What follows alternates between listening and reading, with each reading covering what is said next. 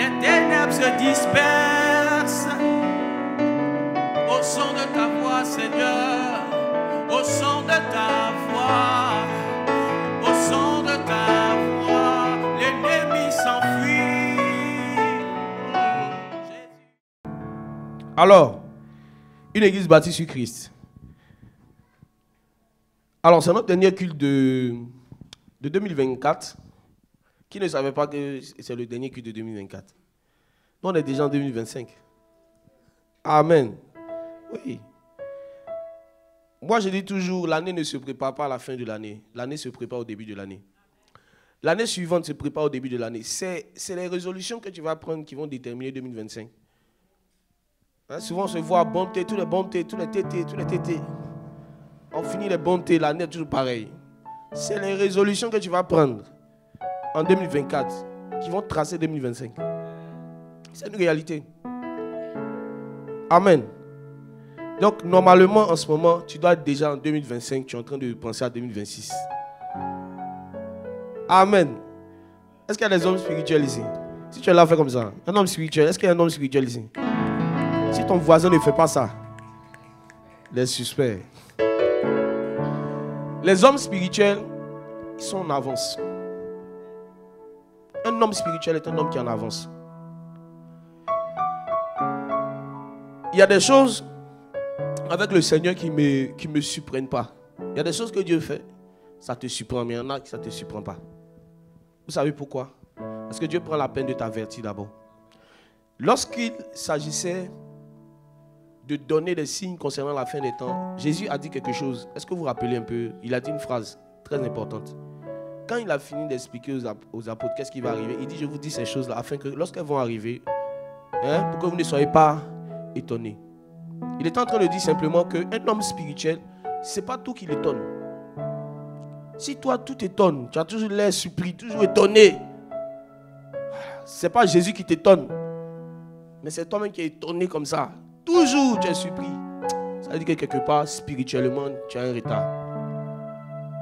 Amen. Dis à ton voisin l'étonnement. L'étonnement. C'est une preuve que tu es dans la chair. Dis ça avec le sourire. Faut pas il va se fâcher. Amen. En fait, je vous dis ça pourquoi. C'est vrai, on rigole, mais je me suis rendu compte que quand on parle des vœux qu'on souhaite, est-ce que ce sont tous nos vœux qui se réalisent? C'est vrai, il y a des personnes à qui vous avez dit santé, mais toute l'année il est malade. Amen. Vous avez dit à la personne de richesse, mais l'année qui suit, c'est les dettes. Ce sont les dettes. Je me suis rendu compte que on peut souhaiter quelque chose à quelqu'un et la personne peut ne pas entrer dans le souhait voilà, que vous avez fait. Pourquoi? Parce que la personne a pris simplement le souhait comme une parole, mais pas comme une action qu'il doit poser. Si je dis que je souhaite que tu sois prospère, tu ne vas pas prospérer en restant à la maison. Tu vas prospérer lorsque tu vas commencer à entreprendre des actions. Si je dis que je souhaite que tu prophétises, tu vas prophétiser quand tu vas commencer à te mettre en action. Donc le souhait en réalité, ce n'est pas juste une parole en l'air, c'est un appel à l'action. Quand on souhaite quelque chose dans la vie de quelqu'un, on lui dit, en réalité, il faut faire ça. Si je dis, je souhaite que tu sois riche, ça veut dire que derrière, je suis en train de te dire, il faut travailler. Et quand la personne prend ça juste en termes de souhait, amen, amen, amen, la personne ne veut pas rentrer dedans. Parce que même les choses que Dieu souhaite pour nous, si nous ne nous mettons pas en action, nous n'allons pas vivre ça. Amen. Alors si je dis, je souhaite que tu sois prospère, tu dois comprendre que tu dois travailler. Si je dis que je souhaite que tu sois en bonne santé, tu dois comprendre que je dois aussi faire attention à ta santé. Amen. Amen. Les hommes spirituels ne sont pas surpris. Les hommes spirituels sont des hommes d'action. Amen. Je sais que ça répond à la question de quelqu'un. Amen. Alors, une église bâtie sur Christ. Première chose que je veux dire sur ce message, c'est quoi l'objectif du message? C'est quoi le but de ce message? Je vais aller rapidement aujourd'hui. Alors, le but de ce message, c'est d'aider en tant que disciple du Seigneur à reconnaître une église dont le bâtisseur, c'est Christ. Une église qui a été bâtie par Christ. Vous savez, la personne qui a dit que je bâtirai mon église, c'est Jésus. On est d'accord?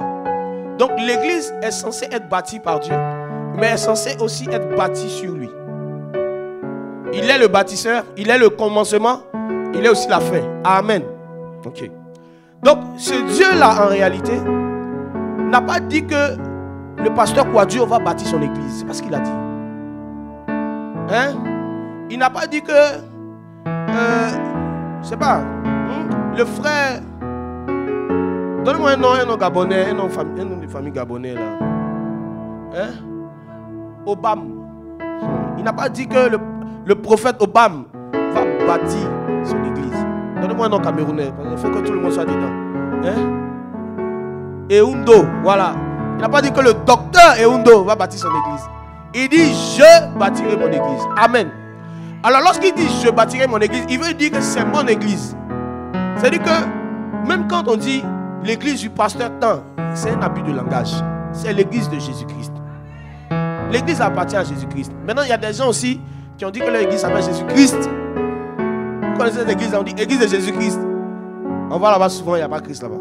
Donc, il n'a pas dit que c'est le nom qui va faire qu'on va dire que c'est une église qui vient de Christ. Mais il est en train de dire quelque part que l'église, en réalité, dont nous parlons, elle appartient à Jésus. Elle n'appartient à personne d'autre que Jésus. Donc, parler de l'église sans parler de Jésus-Christ, qui est le bâtisseur et en même temps qui est la pierre, c'est fait beaucoup d'erreurs.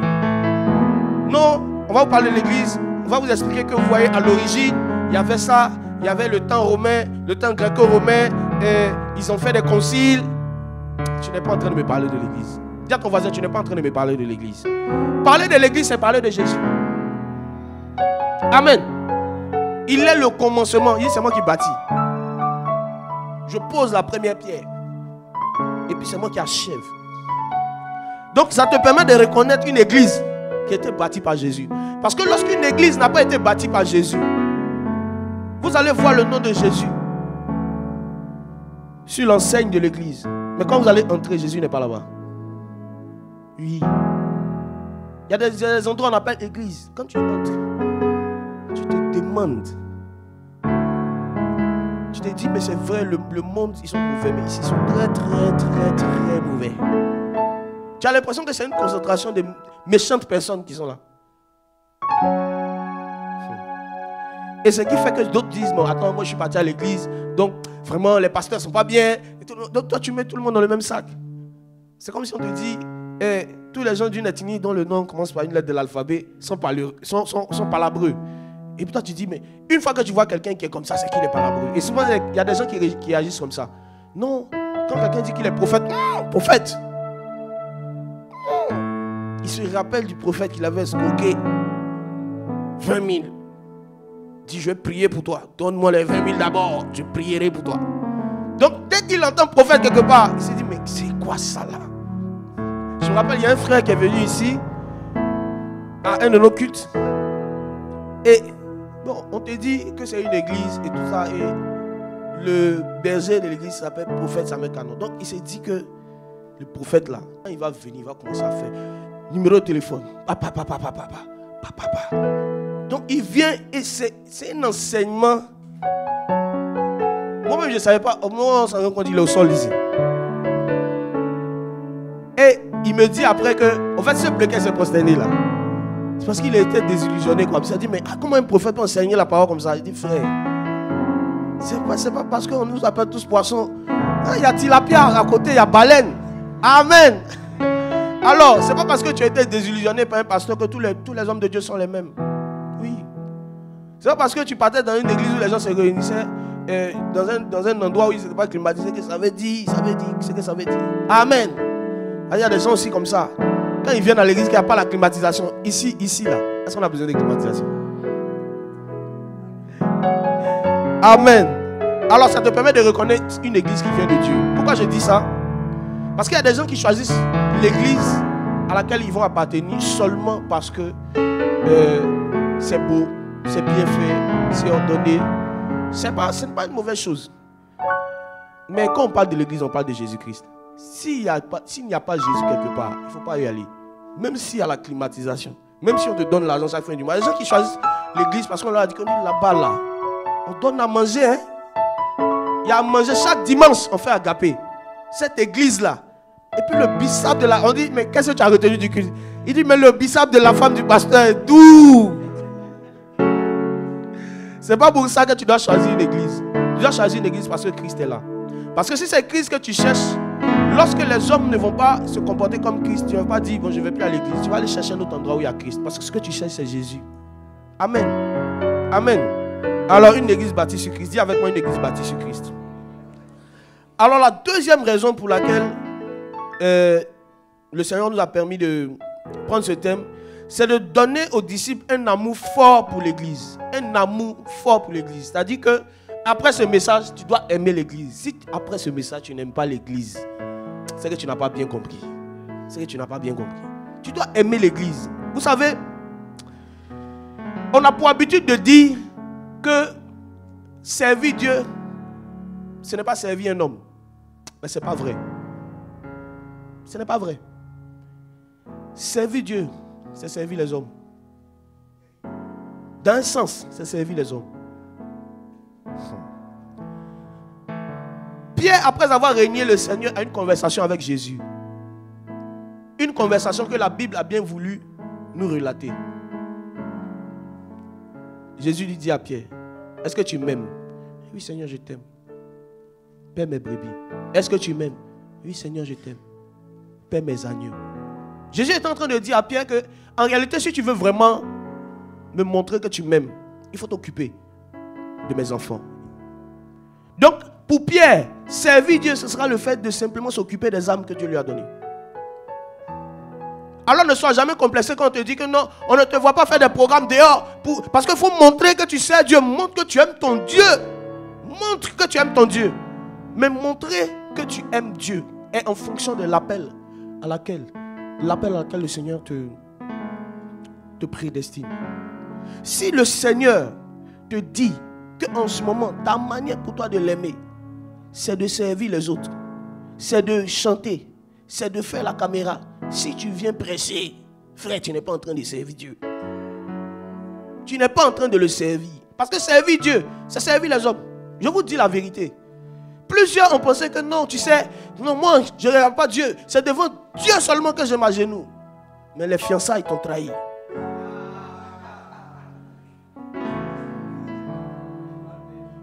Oui. Est-ce que vous savez que le fait même qu'un homme s'occupe de sa femme, lui fasse plaisir, il est en train de servir Dieu? Ah. Dis à quelqu'un que le foyer, c'est pour servir Dieu. Le foyer ne va pas diminuer ta consécration avec Dieu. Ça, c'est une pensée digne de l'âge de la pierre taillée. Hein, la pierre quoi? Polie. Ok, merci. Il y a des gens qui connaissent bien ça. Oui, il y a des... Vous savez, avant qu'on a reçu le Seigneur, on s'est dit que le mariage, franchement, ça va nous empêcher de servir Dieu. Et je sais qu'il y a beaucoup qui avaient cette pensée-là. Non, n'aie pas peur. Lève ta main. On est dedans. Moi-même, je suis dedans. Voilà, tu avais cette pensée-là avant. Tu te dis que si tu te maries là, les frères Paulin, est-ce que les frères Paulin sont là? Les frères Paul, les sœurs Pauline, est-ce qu'elles sont là? Et on avait cette mentalité démoniaque. Tu disais que le mariage, ça va diminuer la prière. Non. Jésus seul. Et on avait un verset favori. Ceux qui vont se marier vont avoir des tribulations dans la chair. Donc on dit, on ne va pas vivre les tribulations avant le temps. Donc on ne se marie pas. On était jeunes. Et on n'avait pas compris en réalité que on se marie parce que Dieu non seulement a institué le mariage, mais parce qu'il nous a mis dans une situation où c'est l'obéir qui fait sa volonté. Et si il dit que l'homme doit aimer sa femme comme Christ a aimé l'église, si tu fais ça, tu es en train de servir Dieu. Oui. Si la femme doit être soumise, quand tu fais ça, tu es en train de servir Dieu. Une véritable femme ne va pas seulement être soumise à toi seulement parce qu'elle est ta femme. Elle va être soumise parce qu'elle aime le Seigneur. Oui. Parce que quand toi, ton amour ne va pas mériter la soumission, l'amour que Dieu a manifesté pour elle va l'obliger à manifester la soumission. Le mari aussi, qui doit aimer sa femme comme Christ a aimé l'église, il doit comprendre aussi que, attends, même si ma femme est bien, elle est comme ça, peu importe la manière dont elle se comporte, à cause de Jésus-Christ, moi je dois lui manifester l'amour. Donc, servir Dieu, c'est servir les autres. Je vous dis la vérité. C'est pour ça que le fait de dire que non, je ne veux pas venir me mettre sous un mentorat, sous un coaching, un homme de Dieu qui va vraiment m'aider, m'éduquer dans les choses de Dieu, c'est de l'orgueil. Parce que moi je sais Dieu. Dieu, tu ne l'as jamais vu. Comment tu peux servir Dieu? Il est invisible. Hein? Il est invisible. Si tu as eu la grâce de le voir, même les personnes qui ont eu la grâce de voir Jésus-Christ comme ça, c'est pendant quelques temps. C'est pendant juste quelques temps. Donc tu ne sais pas Dieu au fait en restant seul chez toi à la maison. Tu sais Dieu en aimant l'église, en aimant les frères et sœurs, dans la communion fraternelle. Tu es en train de servir Dieu. Quand tu fais du bien à ton frère, tu es en train de servir Dieu. Quand tu viens à l'église, tôt, pour pouvoir aider, tu es en train de servir Dieu. Vous pensez que c'est parce que les gens prêchent qu'ils seront récompensés par rapport aux autres? C'est faux, c'est faux, c'est faux. Au royaume des cieux, regardez, il y a un homme dans la Bible où parle Lazare. Le frère Lazare. Lazare s'est retrouvé auprès de qui? Abraham. Mais Lazare, il faisait quoi? Dites-moi le rôle de Lazare. Il faisait quoi? Dans la communauté même juive, même, il faisait quoi? Il n'enseignait pas. On vous parle du gars et puis on appuie dessus. Je ne sais pas pourquoi ils ont écrit ça. Ils ont dit le pauvre Lazare. C'est-à-dire qu'on a collé la pauvreté à son nom. Tout ce qu'on nous dit, on dit le monsieur, vraiment, quand les riches finissent de manger là, les miettes, c'était un mendiant. Il mangeait les miettes. Le gars se retrouve au ciel. Il est au ciel là-bas. Avec Abraham, les gars. C'est pour ça que les gens qui disent que non, si vous ne donnez pas votre dîme, quand vous allez aller au ciel, vous n'aurez pas de maison. Vous n'aurez pas de maison. Au ciel, il n'y a pas de voleur. Au ciel, il n'y a pas de moustique. Au ciel. Amen. C'est pour vous dire quoi? Vous ne faites rien pour mériter le ciel. Le ciel, c'est une grâce de Dieu. C'est tout. Ce que vous faites là, c'est juste parce que vous êtes reconnaissant au Seigneur. Non, mes frères, il faut aimer l'église, il faut aimer servir les hommes. Si tu as un problème, tu n'aimes pas servir les hommes, tu n'aimes pas, toi tu viens à l'église, tu veux choisir où on va te mettre moi là. C'est la chair, c'est là-bas. C'est là-bas. Tu ne sais pas Dieu. Servir Dieu, c'est faire sa volonté. Amen. Amen. Ah, ok. Donc, une autre chose. Je veux qu'on lise rapidement notre verset de base. Éphésiens 2, verset 20. On va lire rapidement. Éphésiens 2, verset 20. Éphésiens 2, à partir du verset 20. Vous avez été édifiés sur le fondement des apôtres et des prophètes. Jésus-Christ lui-même étant la pierre angulaire. Vous avez été édifiés sur le fondement des apôtres et des prophètes. Mais celui qui est la pierre angulaire, qui est la base, qui est le ciment, qui est le centre, c'est qui? Jésus-Christ. Donc, c'est-à-dire quoi? Peu importe l'enseignement d'un apôtre et d'un prophète que tu as reçu, il faut savoir que le fondement, la référence, c'est Jésus-Christ. Donc, on dit ici que nous, église, quand on dit église, on ne parle pas du bâtiment. On est d'accord? L'église, c'est l'ensemble des frères et sœurs, voilà, qui ont cru au Seigneur Jésus-Christ. Je vais prendre le temps de décortiquer ça aujourd'hui. Aujourd'hui, nous serons beaucoup dans la définition et à partir du dimanche prochain, Dieu permettra que nous puissions aborder les fondements. Voilà, les fondements de l'église. Alors, il faut savoir quelque chose, c'est que nous, en tant qu'église, notre fondement, notre base, c'est Jésus-Christ. Notre modèle par-dessus tout, c'est qui? C'est Jésus-Christ. Le berger de nos âmes par-dessus tous les autres bergers, c'est Jésus-Christ. Donc ici, la parole est en train de nous dire que on ne peut pas parler de l'église sans Christ. On ne peut pas dire que nous sommes dans une église s'il n'y a pas Christ. Comme si on te dit que Christ, c'est le centre, l'épicentre de l'église, tout autour de lui. Donc si tu veux avoir une bonne définition de l'église, tu ne dois pas aller dans le dictionnaire. Si tu veux avoir une bonne définition de l'église, tu dois aller vers ce que Christ a dit. Parce qu'il est la pierre angulaire. Amen. Alors, tu vas lire quelque chose dans Matthieu 16, le verset 18. Nous sommes maintenant en train de parler des définitions. Matthieu 16, le verset 18. Matthieu 16, verset 18. Et moi, je te dis que tu es Pierre. Tu es Pierre. Et que sur cette pierre, je bâtirai mon église. Et que les portes du séjour des morts ne prévaudront point contre elle. Ok. Ici, quand vous regardez ce verset, si vous regardez dans nos Bibles francophones, vous allez avoir l'impression que l'église est bâtie sur pierre. Mais cela n'est pas le cas. Le nom Pierre et le mot Pierre, même en français, se ressemblent. Amen. Donc, pour pouvoir bien comprendre ce verset, il faut regarder dans la Strong. Est-ce que tu as la possibilité de voir la Strong et voir la définition des différents mots? Prenons d'abord, je dis que tu es Pierre. Pierre. Pierre, qu'est-ce que ça veut dire? Pierre, un roc, une pierre. Le mot, j'ai besoin juste du mot. Le mot? Petros. Petros, ok. Alors, et sur cette pierre, donne-moi la définition du mot, juste le mot.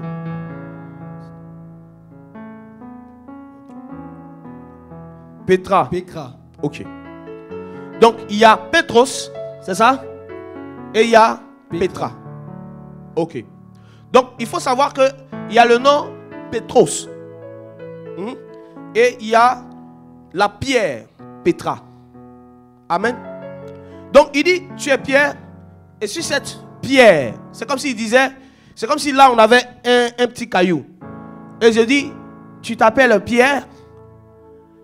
Mais sur cette pierre, je bâtirai mon église. La pierre ici, on va le voir dimanche prochain, c'est la révélation. Parce que bien avant, Jésus-Christ avait demandé à Pierre, qui dites-vous que je suis? Ils ont donné plusieurs réponses. Les gens disent. Ok, il dit, mais vous, qui dites-vous que je suis? Tu es le Messie, le Christ, le Fils du Dieu vivant. Ok, sur cette pierre, sur cette révélation, je vais bâtir mon église. C'est comme ça que nos gars de Rome n'ont pas compris ce verset. Et ils ont dit que vous voyez, l'église est bâtie sur Pierre. Et les descendants de Pierre vont maintenant être ceux qui vont diriger l'église mondiale. On va parler après de la papauté. Amen. L'église n'est pas bâtie sur un homme. L'église est bâtie sur une révélation. Et quelle est cette révélation? C'est que Jésus-Christ est le Messie, le Fils du Dieu vivant. Si on enlève la pierre qui est Jésus-Christ, dont Éphésiens 2:20 a parlé, relis Éphésiens 2, verset 20. Si on enlève cette pierre, il ne s'agit plus de l'église. C'est pour ça que quand vous partez quelque part, je suis en train de toucher un peu les fondements, ou dans l'église, en plus des enseignements de la Bible, il y a un petit livre qu'on dit que c'est le prophète de l'église qui a reçu. Il faut lire ça forcément. Il faut ajouter ça à la révélation. Sachez que vous n'êtes plus à l'église. On va en parler dimanche prochain. Je vais vous parler de 7 choses pour reconnaître une fausse doctrine, une fausse église. Lis rapidement Éphésiens 2, verset 20. Éphésiens 2, verset 20. Vous avez été édifiés sur les fondements des apôtres et des prophètes. Jésus lui-même étant la pierre angulaire. Voilà. Donc la pierre en réalité, donc il était en train de parler dans Matthieu 16, verset 18. C'était qui? C'était lui-même. Jésus lui-même. Amen. Ceux qui aiment les choses étranges, je peux vous dire un mystère. Quand Dieu révèle un nom à quelqu'un, ce n'est pas que c'est maintenant que le nom vient d'exister. Soit c'est une manifestation de lui-même son nom, soit c'est quelque chose qui existe déjà. Donc même quand il appelle Céphas, Pierre, quand il lui donne ce nom-là, Pierre, quand on voit en tout cas ce qui est écrit en français là, ce n'est pas un nom en réalité qui vient de lui donner. C'est un nom qui existait déjà. Exemple. Il s'appelait Abraham. On lui a donné le nom Abraham. Mais après, vous allez voir qu'il y a un endroit qu'on appelle le Saint d'Abraham. Maintenant, entre le Saint d'Abraham et puis Abraham, qui a existé avant son ami? C'est le Saint d'Abraham. Donc ce n'est pas Dieu qui a donné le nom d'Abraham au lieu. C'est le nom du lieu là qu'il a donné à Abraham. Donc quand Dieu dit que tu t'appelles Joseph, on va fouiller dans ton nom, on va voir que ton nom parle d'une manifestation de Dieu. Dieu n'a pas de problème. Il y a des gens qui ont des problèmes avec les gens qui s'appellent Jésus. Pourquoi le gars s'appelle Jésus? Est-ce que vous savez que les noms que Dieu donne aux gens là, dans la parole là, ce sont des manifestations de sa personne?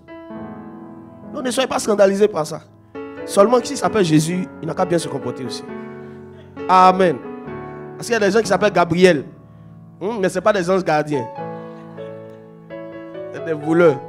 On dit, mais j'ai été agressé hier par Gabriel. Gabriel. Amen. Donc Jésus est la pierre angulaire. Donc le nom même qu'il donne à Pierre en réalité, c'est lui son nom. C'est une de ses manifestations. Donc tu es Pierre, Pétros. Et sur cette Pétra, je bâtirai mon dimanche prochain. On va parler de cela en détail. Amen. Alors, le mot église ici, c'est un mot grec qui, si on veut prononcer simplement, c'est ecclésia. Qui a déjà entendu parler de ça? Ecclésia. Ecclésia, ok. Et ecclésia, en réalité, c'est, si vous voulez, on a joint en fait deux mots. Ek, qui veut dire hors de, et clésis, qui veut dire appel. Donc, c'est comme si on te dit, quand on dit ecclésia, c'est comme si on va dire des gens qu'on a appelés à sortir d'eux. Ce mot-là, si vous regardez l'origine et l'étymologie, ce n'est pas un nouveau mot que Jésus a donné. C'est un mot qui existait avant. Et chez les Grecs, c'était plus dans leur culture, ce mot simplement désignait une assemblée de personnes qui délibèrent, mais qui sont séparées, si tu veux, du commun je vais dire du commun des mortels ou bien du commun des civils. C'est comme quand on dit par exemple que celui-là c'est vrai, c'est un homme, mais c'est un militaire. Donc on dit ça c'est le corps des militaires, le corps des sapeurs-pompiers, le corps de la magistrature. Donc c'est un mot qui renvoie beaucoup à la magistrature.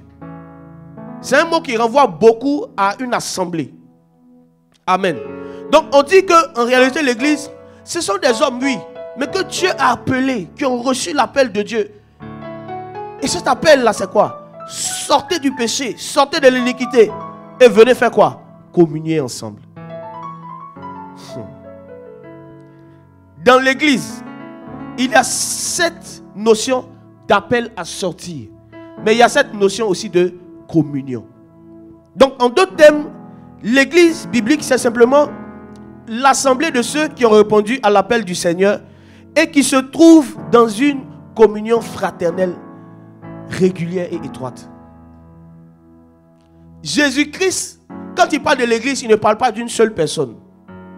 C'est pour cela que tu as tort de penser que parce que tu es ici, nous sommes tous ici, que nous sommes la seule église reconnue par le Seigneur dans tout le Maroc.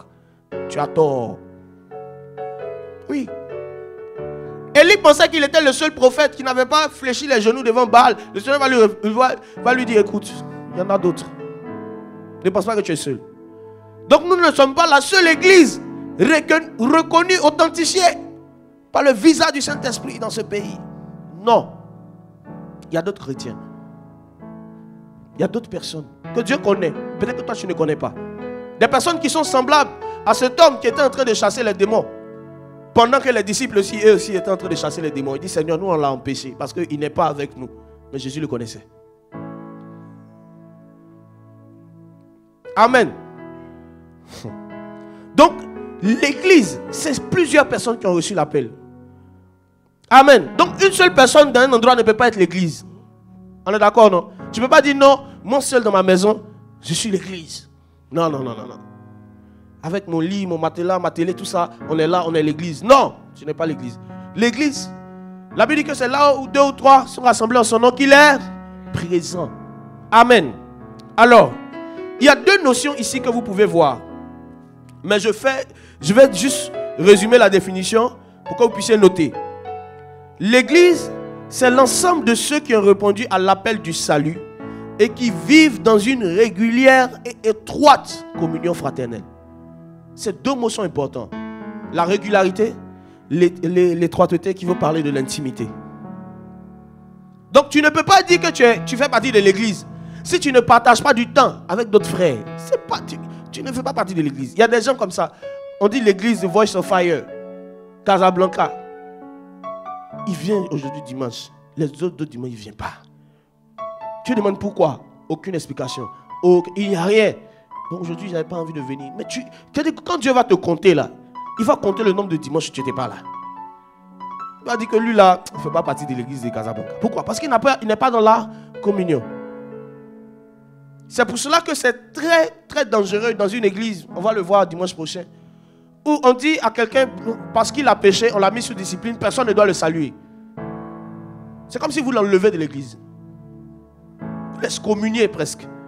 Il vient, il s'assoit seul, il est seul, il ne parle pas à quelqu'un. Non. Ne privez pas les gens de la communion fraternelle. Il y a une différence entre le fait d'excommunier quelqu'un, vous voyez, et de pouvoir peut-être appliquer une certaine discipline sur quelqu'un. C'est différent. Le temps me manquerait de pouvoir bien vous expliquer cela. Amen. Parce que si les païens qui te font des faux coups au travail, tu arrives à les saluer, ce n'est pas quelqu'un qui est chrétien qui est tombé dans un péché que tu ne peux pas saluer. On est d'accord? Donc la communion fraternelle est très importante. Alors, la première chose sur laquelle je vais beaucoup m'attarder, c'est cette première phase de l'entrée dans l'église, qui est le fait de recevoir l'appel et de répondre à l'appel du salut. Dans l'église, nous pouvons être plusieurs, mais Dieu reconnaît ceux qui font partie de l'église comme étant ceux qui sont sauvés. Donc on peut être tous là. Bon, ce n'est pas ici, ce n'est pas ici. Voilà, je prends l'exemple ailleurs. Ils peuvent être tous là, quelque part là-bas. Et puis il y a 2 personnes seulement dans l'assemblée de... Vous voyez pourquoi je prends l'exemple ailleurs. Il y a 2 personnes seulement dans l'assemblée de 10 000 membres qui font partie de l'église du Seigneur. Et je vous dis la vérité. Il y a des églises que vous voyez. Ce n'est pas que j'ai un problème avec le fait d'avoir la foule. La foule, c'est une bonne chose. Quand l'église, vous êtes nombreux, vous êtes puissants. Si les chrétiens ici, on est nombreux, on sera puissants. Amen. Mais il y a des églises comme ça, vous voyez, 10 000 membres. Mais c'est des membres. Ce n'est pas des gens qui sont... C'est les membres de la communauté. Mais ils ne sont pas les membres du royaume des cieux. Le fait d'avoir une carte de baptême, une carte reconnue, que je suis dans telle église, ne fait pas de toi un membre du royaume des cieux. Oui. Parce que Dieu connaît ceux qui lui appartiennent. Et Dieu regarde le gars là. Il est régulier, il prêche bien. Mais il n'est pas dedans. Il n'est pas dans... C'est-à-dire quand Dieu compte l'église là, on le saute. 1, 2, 3, 4. On le saute. Pourquoi? Parce qu'il n'a pas répondu à l'appel du salut. Parce qu'il n'est pas sauvé. Si quelqu'un n'est pas sauvé, il ne fait pas partie de l'église. Je vous montre des preuves. Ok, allons-y. On va lire quelque chose. On est ensemble dans Acte 2, de versets 46 à 47. Acte 2, verset 46 à 47. Mais notre verset même, c'est le verset 47. Mais lis à partir du verset 46. Acte 2, verset 46. Ils étaient chaque jour tous ensemble. Ils étaient chaque jour tous ensemble. On va venir sur ça. Assidus au temple. Assidus au temple. Ils rompaient le pain dans les maisons. Ils prenaient leur nourriture avec joie et simplicité de cœur. Vous voyez la communion. Verset 47. Louant Dieu et trouvant grâce auprès de tous le peuple. Donc on parle ici de l'église. Mais regardez ce qui se passe. La phrase suivante. Et le Seigneur ajouta chaque jour à l'église ceux qui étaient sauvés. Le Seigneur ajoutait chaque jour à l'église qui? Ceux qui étaient sauvés. Donc si quelqu'un n'est pas sauvé, il n'est pas ajouté spirituellement à l'église. Il peut être ajouté physiquement par les hommes. Non, viens, toi tu vas t'occuper de ça. Mais il n'est pas converti. Mais on dit Dieu. Lui, il ajoute à l'église. C'est Dieu qui ajoute à l'église. Au fait, tu n'es pas membre d'une église parce qu'on t'a accepté dans l'église, parce qu'on t'a donné un poste dans l'église. Tu es membre de l'église parce que Dieu t'a ajouté. C'est pour cela que même si des gens te chassent de leur bâtiment, ils ne t'ont pas chassé de l'église. Parce qu'il n'y a que celui qui t'a ajouté qui est capable de te faire sortir. Oui. Donc que les hommes te rejettent, non, on ne veut pas. Non, sors, on ne veut pas ce que tu fais là. Et puis, Seigneur, l'église m'a chassé. Ce n'est pas l'église qui t'a chassé, ce sont les hommes. Oui. C'est Jésus qui t'a ajouté. C'est Jésus qui t'a appelé. C'est le seul qui t'a appelé. C'est lui qui est capable de te renvoyer. plus quand dans un service, c'est le balayeur qui va dire au directeur des départements, tu es renvoyé. Non, c'est le PDG. Et le PDG de l'église, c'est qui? C'est Jésus-Christ. C'est lui qui signe le contrat. Oui. Ton contrat d'embauche n'a pas de valeur sans la signature du PDG. Maintenant, pourquoi tu laisses le directeur d'un département venir dire non, non, tu es renvoyé? Il n'a pas ce droit-là. Il peut dire qu'il ne veut plus que tu travailles avec lui dans son département, mais il ne peut pas te chasser de l'entreprise.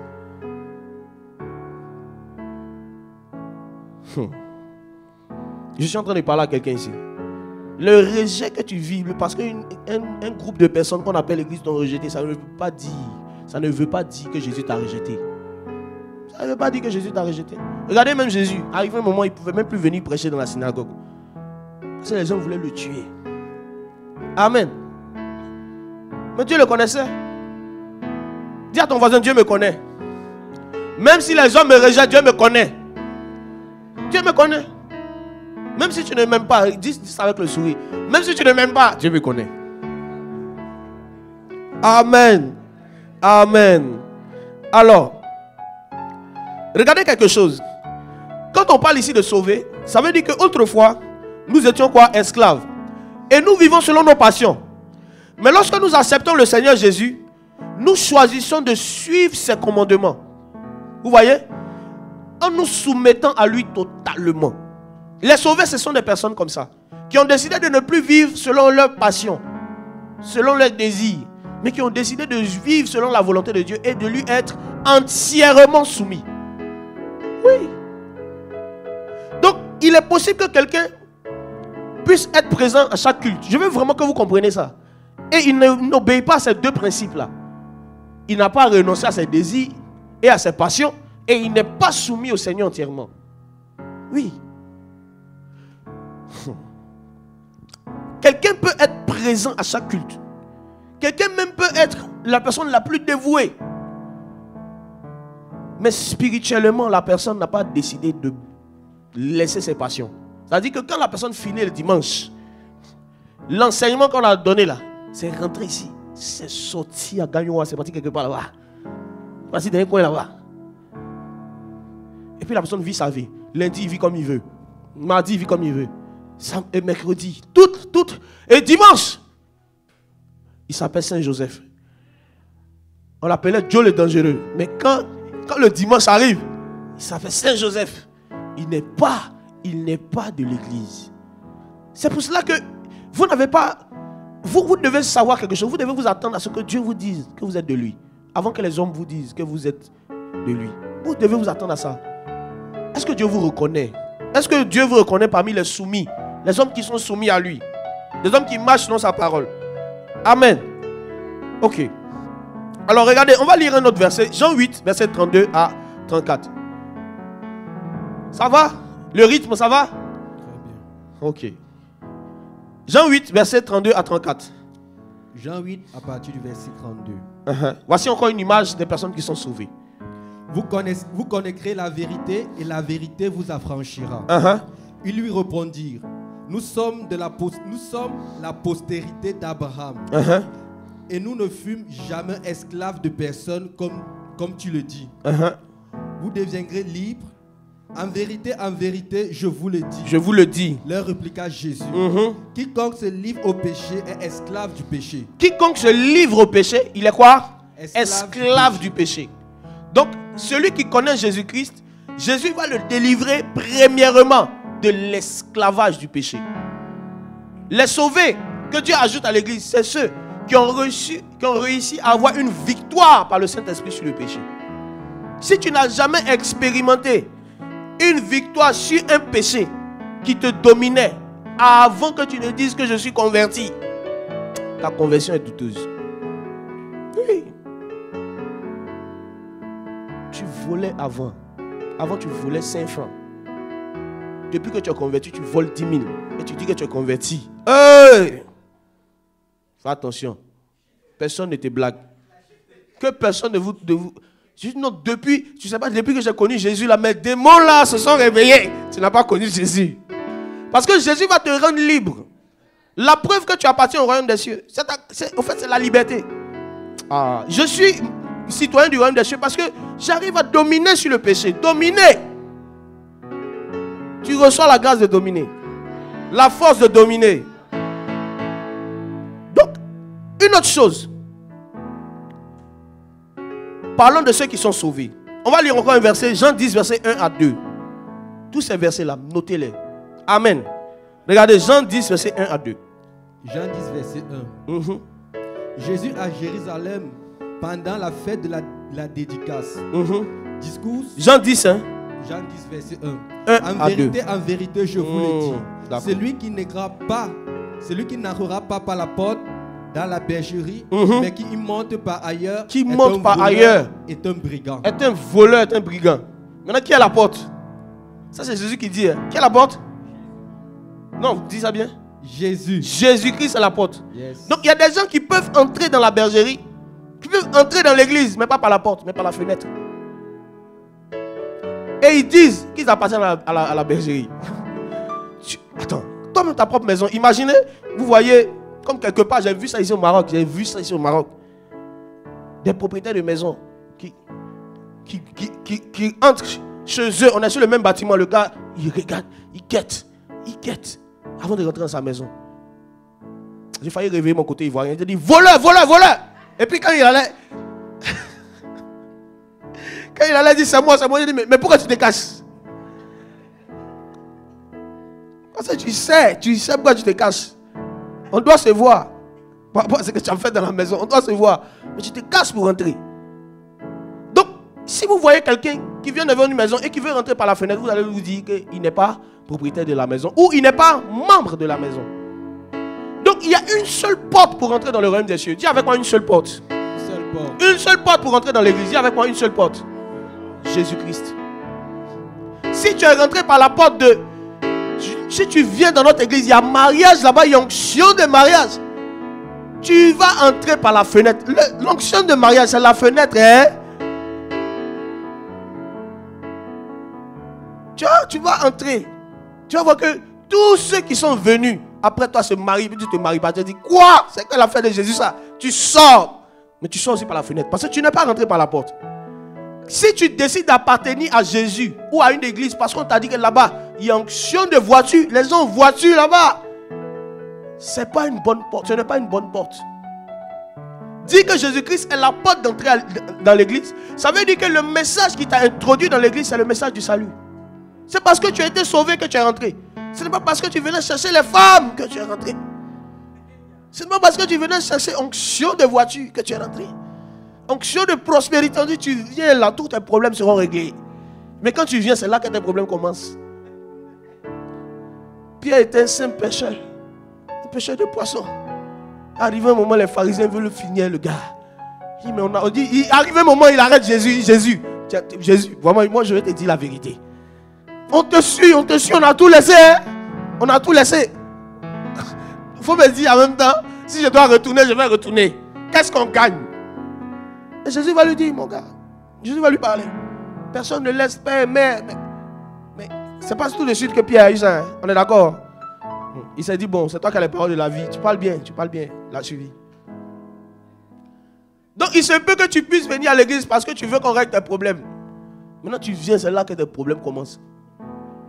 Toi tu étais un petit chrétien calme dans ton coin, tu n'avais pas de problème. Mais depuis que je suis venu dans cette église, mes problèmes ont commencé. Est-ce que tu es rentré par la porte? Il y a beaucoup comme ça qui ne sont pas rentrés par la porte, ils sont rentrés par la fenêtre. C'est pour ça que leurs problèmes sont toujours bizarres. Quand tu dis qu'il est chrétien, mais il a toujours des problèmes bizarres. Non, pasteur, il y a un esprit qui était sur mon dos la dernière fois. Il y a un esprit qui était sur ma tête la dernière fois. Il y a un esprit qui était sur mes pieds la dernière fois. Ah, chrétien, où est ton autorité? Où est ton autorité? Je vous dis, hein, il faut rentrer par la porte. Quand tu es rentré par la porte, que Jésus-Christ, ton assurance est basée sur Jésus. Tu n'as pas besoin qu'on te dise, non, si tu viens en retard, tu viens à l'église, tu aimes Dieu, tu es zélé naturellement pour Dieu. Quand vous voyez quelqu'un qui a besoin toujours d'être poussé pour servir Dieu, il a un problème. Est-ce qu'il est rentré par la porte? La porte du mariage, là, la fenêtre du mariage, on ferme ça. Il faut rentrer par la porte de Jésus. On ferme la... Comme Comment les gens prêchaient l'évangile hier? Comment les gens prêchaient l'évangile avant? Jean-Baptiste, répentez-vous, sortez du péché. Race de vipères. Mais aujourd'hui, comment on prêche? Viens à l'église, tu vas voir mon pasteur dans notre église. Ah! Et le gars vient, il se dit qu'il va se marier en quelques secondes. Mais c'est son ami même qui vient, qui était plus péché que lui là. Son ami se répand vite et puis son ami s'est marié. Sa soeur s'est mariée. Tu vois, souvent il y a des soeurs comme ça. La voisine avec laquelle tu t'asseyais, elle s'est mariée. La voisine à côté, elle s'est mariée. Celle de devant, elle s'est mariée. Celle de derrière, elle s'est mariée. Je me suis dit, mais c'est quoi ça là? Je suis venu à Jésus. Chaque fois tu viens poser des questions au pasteur. Pasteur, est-ce qu'ils ne vont pas faire ma délivrance même? Je sens qu'il y a quelque chose qui ne va pas. Est-ce que tu es venu à cause de Jésus? Est-ce que tu es venu pour Jésus? Mais je sais que toi ici tu es venu pour Jésus. Ou bien, si quelqu'un ne dit pas amen, les suspects. Donc, je suis venu pour Jésus et je suis venu par Jésus. Par Jésus. Voici la porte d'entrée dans l'église. Amen. Alors, autre chose. Le Seigneur me demande d'appuyer sur quelque chose. Il y a des gens qui entrent aussi par la porte du talent. Parce que la sœur chante bien. Elle rentre dans le groupe musical. Mais je vous assure, on n'adore pas Dieu avec ses talents. D'abord. On adore Dieu d'abord avec l'esprit. Le talent, c'est la vérité. Mais la connexion, la conversion, c'est l'esprit. On dit c'est d'abord en esprit et en vérité. Mais il y a des gens qui adorent beaucoup en vérité. Vérité, elle fait les feelings, mais tu ne sens rien. Tu ne sens rien, force même. Elle parle un peu là. Tu ne sens rien, elle n'aime pas connecter. J'ai envie de répondre à la question de quelqu'un ici qui dit, mais pourquoi cette chante-là, les gens l'aiment beaucoup, mais quand je l'écoute, je ne sens rien, c'est vide. La plupart du temps, c'est parce qu'elles ne sont pas connectées. Elles ont de belles voix, de belles mélodies, mais dans l'esprit, elles sont vides. Il y en a beaucoup comme ça. Hein. Tu vois les likes là, 2 millions de vues. Tu dis, mais comment les gens arrivent à écouter ça jusqu'à 2 millions de fois? Parce que les gens sont pas, parce qu'elle n'est pas connectée. Elle n'est pas connectée. Donc c'est pour cela aussi que dans l'église, plusieurs peuvent rentrer à cause du talent. Et ça, c'est une erreur que beaucoup d'églises aujourd'hui sont en train de faire. On met à l'avant les talents plus que le fait que les personnes aient réellement rencontré Jésus. Et le gars rentre, il joue au piano, il n'y a pas de problème. Il finit de jouer à son piano. Bon, je vais prendre un autre instrument. Il joue à la batterie. On a un pianiste ici. Il joue à la batterie. Il y a un autre là-bas à la batterie. Il joue d'un instrument. Il joue d'un instrument. Moi aussi, j'ai été, comment je dis j'ai été même? Je suis instrumentiste. Oui, je chante aussi. Ah, il y a un chant là qui sort bientôt. Amen. Donc, je disais, il y a un instrumentiste qui est dans l'église, il joue bien. Et quand il joue là, c'est intéressant. Mais quand il finit dimanche, c'est bas. Les choses du monde, il y a dedans seulement. Les choses du monde, il y a dans les choses du monde seulement. Il vit sa vie comme il veut. Et ce gars-là, vous allez voir, il va servir l'église pendant combien d'années? Et comme aussi, il y a des bergers qui ne cherchent pas le salut de l'âme, mais qui cherchent les grâces de l'âme. Il ne va pas dire au gars que tu es dans le péché, mon gars. C'est vrai, tu joues ici. Mais si tu meurs, où tu vas aller? Donc il y a des gens qui entrent dans l'église comme ça par le talent. Ils sont forts, ils sont forts. Mais les gens vous blaguent. Vous allez jouer, on va vous donner l'argent. Mais il y a quelque chose qui a plus de valeur que l'argent. C'est le salut de votre âme. Que sait-il un homme de gagner ce monde s'il perd son âme? Et quand vous êtes un instrumentiste qui est attaché à l'argent, vous pouvez jouer partout, frère. Tu dis toi-même, tu es venu jouer piano. Tu sens l'atmosphère, elle est bizarre, mais il y a ton argent qui est en jeu. Ta petite crainte de Dieu là te fait comprendre que là, ici, là, il n'y a pas Dieu. De toute façon, ils sont en train de verser pour tuer les gens là. Mais tu vas faire comment? Ah, mais tu vas faire comment? Il y a tes 20 000 qui sont là. Donc tu dis, Seigneur, pardonne-moi, je ne vais plus venir, mais il faut que je prenne mes 20 000. Donc vous pouvez entrer dans l'église à cause de votre talent. Mais le talent n'est pas là, n'est pas la porte. La porte, c'est Jésus-Christ. Amen. Là, on va entrer dans quelque chose d'autre. La Bible nous dit, à travers le mot église, pardon, que vous avez reçu cet appel.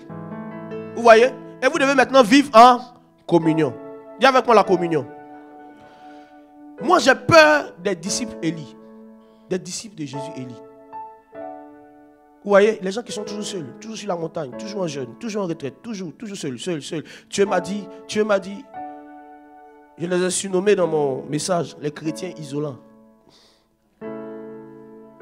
Les chrétiens isolants. Eux, ils sont toujours seuls. Le jour où tu es là, tu viens chez lui, je suis en jeûne. Tu dis, il est venu te visiter, je suis en retraite. Il est toujours seul. Le chrétien isolant. Il aime tellement s'isoler qu'il est devenu un isolant. On est là dans la présence de Dieu. La présence de Dieu peut toucher tout le monde. Mais lui, Dieu ne le touche pas alors qu'il est toujours en retraite.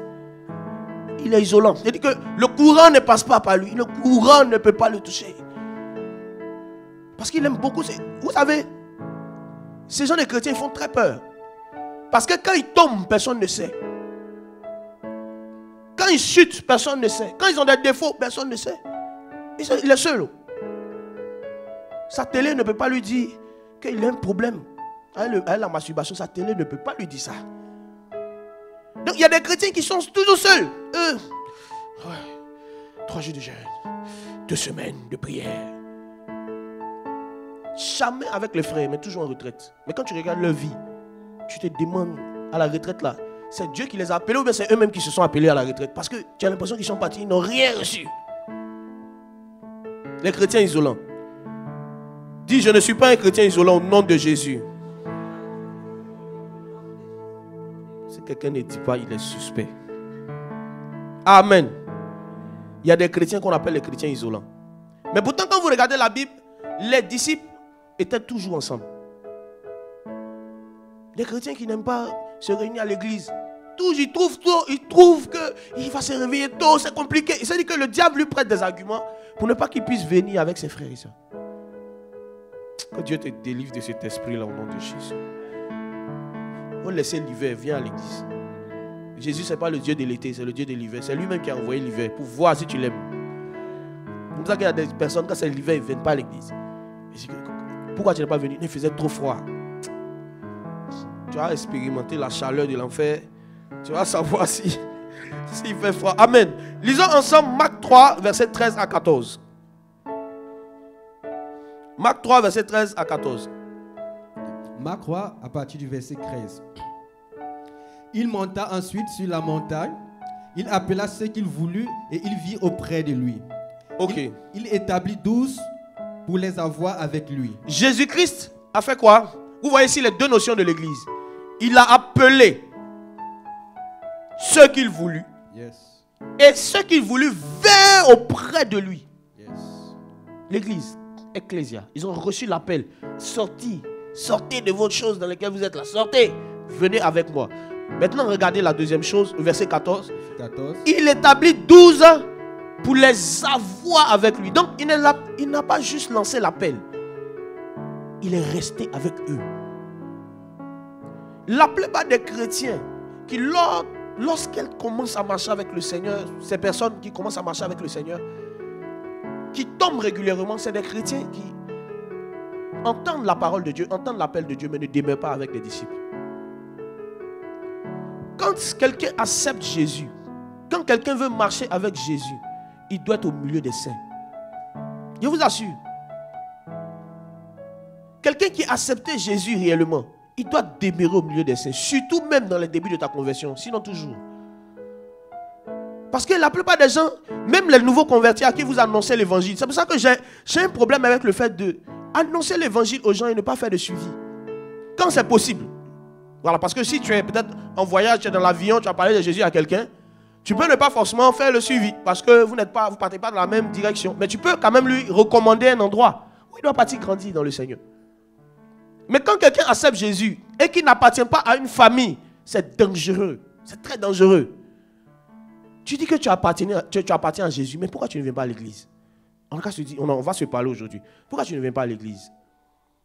Pourquoi tu ne te connectes pas sur les liens de prière?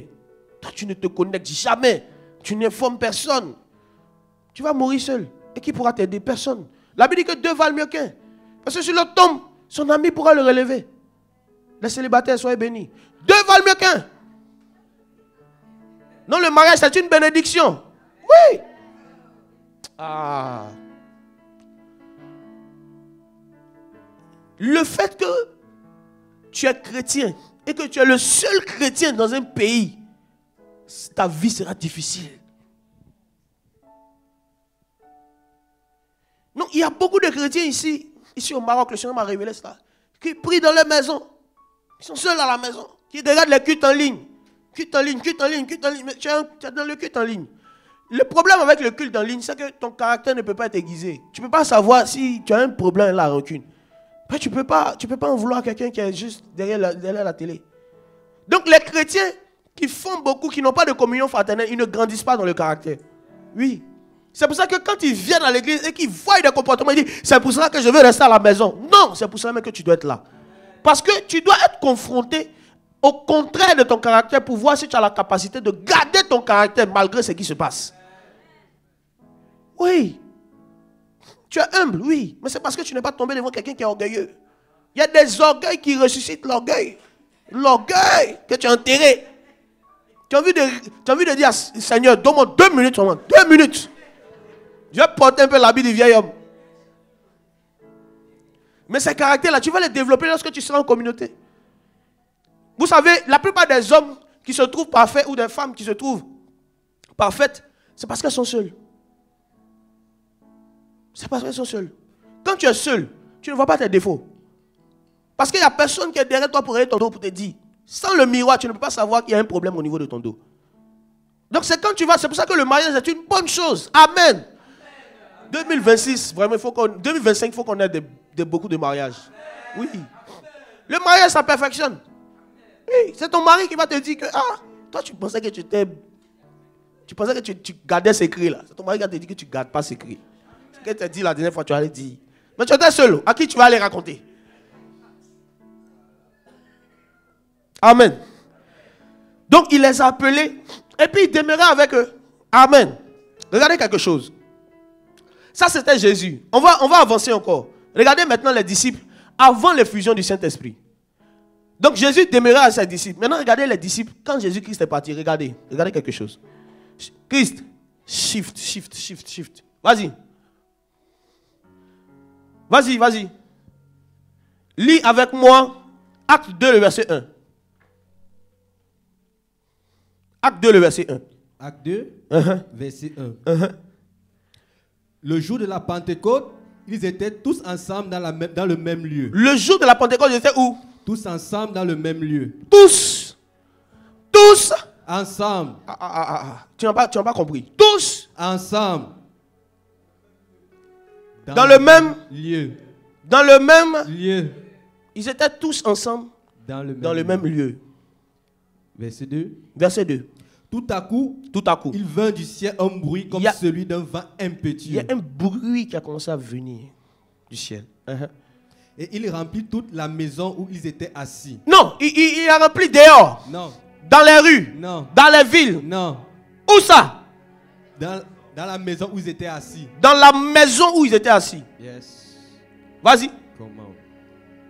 Des langues semblables à des langues de feu leur apparurent. Les langues semblables à des langues de feu. Yes. Ont apparu à une personne dehors. Non. Dans la rue. Dans la ville. Non. Aux personnes qui étaient où? Dans la maison. Dans la maison. Continue. Séparées les unes des autres. Séparées les unes avec les autres. Donc ça veut dire que chacun a pu recevoir son feu. Yes. Continue. Il se posait sur chacun d'eux. Et le feu s'est posé sur qui? Chacun d'eux. Qui était tout ça? Dans la maison. Dans la maison. Yes.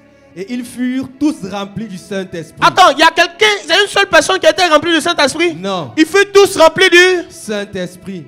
Et se mit à parler en langue. Et ils ont commencé à la brasse couplader. Yes. Ce qui fait que tu ne parles pas en langue, c'est parce que tu n'es pas dans un même lieu avec des personnes qui voient la flamme de la langue. Yes. La Bible dit qu'ils se sont assemblés dans un endroit où tous ont vu la même vision. Des langues semblent. Ce qui fait que tu ne parles pas en langue, c'est parce que tu n'es pas dans un endroit où plusieurs parlent en langue. Yes. Ce n'est pas en restant sur ton lit que tu vas parler en langue. Ce genre de visitations sont rares. Mais il y a une certification biblique qui dit, une référence qui certifie quelque chose. C'est que plusieurs personnes peuvent être dans un endroit et recevoir des grâces tous à la fois. Pourquoi? Parce qu'ils sont ensemble. Il y a des dons spirituels pour lesquels tu pries que tu ne vas jamais recevoir. Pourquoi? Parce que tu n'es pas dans un même lieu, dans une maison, avec tous.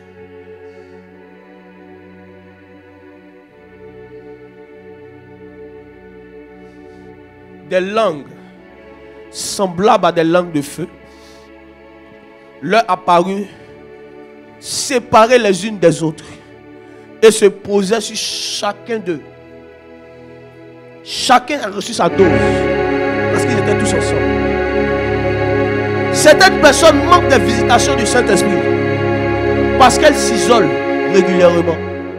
Le jour où Dieu a prévu de te donner le don spirituel que tu cherches, le jour où Dieu a prévu de te donner la réponse à la question que tu t'es posée pendant toute une vie, ce jour-là, tu peux manquer à l'appel. C'est pour cela que tu ne dois jamais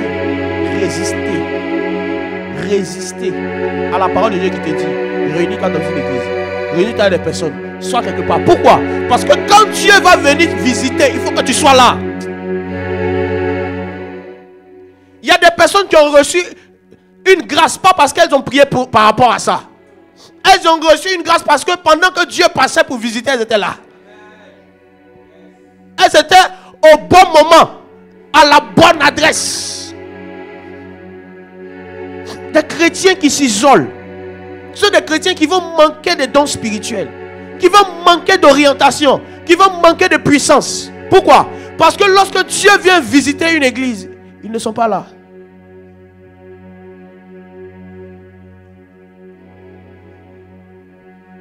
Des langues semblables à des langues de feu leur apparurent, séparées les unes des autres et se posaient sur chacun d'eux.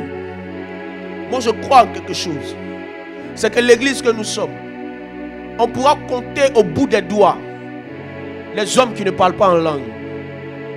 Parce que j'ai remarqué que dans les Écritures, quand le don des langues vient sur quelqu'un, ça touche tout le monde.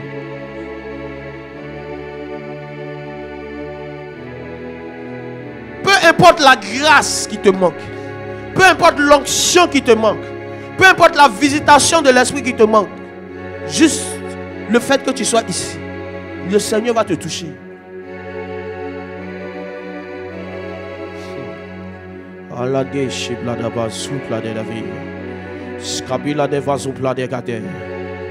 Et ils furent tous remplis du Saint-Esprit et se mirent à parler en d'autres langues. Ils furent tous remplis du Saint-Esprit parce qu'ils étaient ensemble. Parce qu'ils étaient ensemble. Pourquoi tu es seul? Pourquoi tu t'isoles? Tu vois ce type d'atmosphère, ta chambre ne peut pas produire ça. Dieu est partout, mais la présence intensifiée de Dieu n'est pas partout. La Bible dit qu'il est bon, qu'il est doux. Psaume 133. Qu'il est bon, qu'il est doux et agréable pour des frères de demeurer ensemble. Verset 2. C'est comme l'huile précieuse. Donc il y a une huile qui peut tomber sur les personnes. Mais ce qui tombe sur les frères qui sont ensemble, on appelle ça précieux. Ce qui est précieux a plus de valeur que ce qui est vil.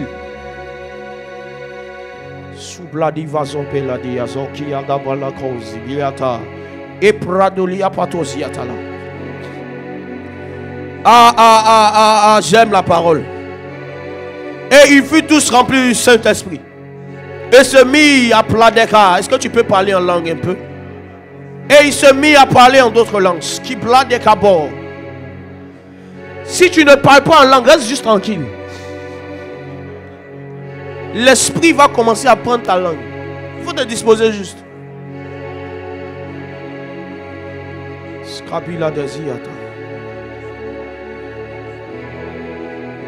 Parlez en langue. Ceux qui parlent en langue, parlent en langue. Les autres, regardez la visitation de l'esprit. Ne soyez pas concentrés sur moi. Soyez connectés au Saint-Esprit. Le feu des langues est en train de bouillir dans le ventre de quelqu'un. Skibladeva. Anali souplade. Apradi souplade. Sipladi kadia. Parle. Monte.